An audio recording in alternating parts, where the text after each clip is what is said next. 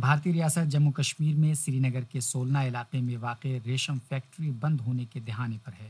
دراصل رواں برس اپریل میں P D P B J پی کی مشترکہ حکومت نے سری کلچر نرسری کی 92 کنال اراضی محکمہ اسٹیٹس کو سونپنے کا فیصلہ صادر کیا تھا۔ محکمہ اسٹیٹس نے اس اراضی پر سابق وزراء اور ممبران اسمبلی کے لیے 200 سے زائد رہائشی مکانات تعمیر کیے جانے کا منصوبہ بنایا ہے۔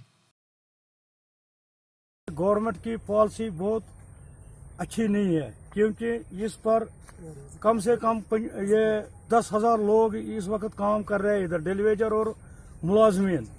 خیال رہے کہ اس نرسری میں ہر برس ہزاروں شہتوت کے درخت اگائے جاتے ہیں اور ان درختوں کو یہیں سے ریاست کے دیگر اضلاع میں بھیجا جاتا ہے۔ ریشم کے کیڑے انہی درختوں کے پتوں کو کھا کر ریشم پیدا کرتے ہیں۔ ایسے میں اگر شہتوت کے پتے نہیں ہوں گے تو لازمی طور پر ریشم کی پیداوار ختم ہو جائے گی، اور جب ریشم کی پیداوار ہی نہیں ہوگی تو ریشم کی فیکٹری یقینی طور پر بند ہو جائے گی۔ یہی ایک وہ چیز ہے جو ہمارا یہ جو ریشم کا کیڑا جو کھاتا ہے وہ صرف یہی پتا ہے، توت کا پتا۔ جب ہم ان توت کے پتوں کو ختم کریں گے تو سیدھی سی بات ہے کہ جو ریشم کا کیڑا ان کو یہ پتے نہیں ملیں گے، سیدھا روزگار کے اوپر اثر پڑے گا۔ یہی وجہ ہے کہ ریاست کا سری کلچر محکمہ اور ریشم کی صنعت سے منسلک افراد سراپا احتجاج ہیں۔